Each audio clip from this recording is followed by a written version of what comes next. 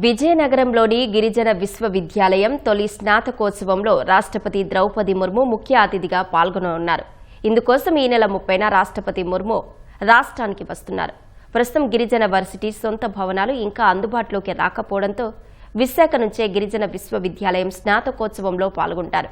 కార్యక్రమానికి governor Abdul Nazir, CM Chandrababu, మంత్రి లోకేష్ హాజరు కానున్నారు.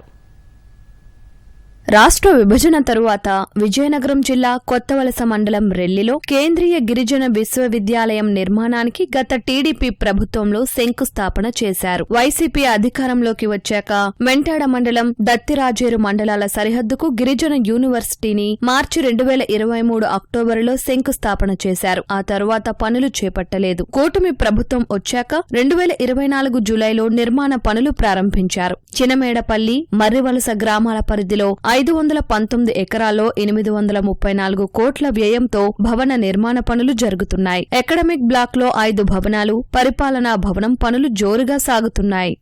ఈ ఏడాది అప్పగించే నూతన భవనాల్లో తరగతులు ప్రారంభించేందుకు చర్యలు తీసుకుంటున్నట్లు అధికారులు వెల్లడించారు. నిర్మాణ పనులు నాణ్యతగా జరిగేలా పర్యవేక్షిస్తున్నారు. వచ్చే ఏడాదికి మొత్తం పనులన్నీ పూర్తి చేస్తామని చెబుతున్నారు.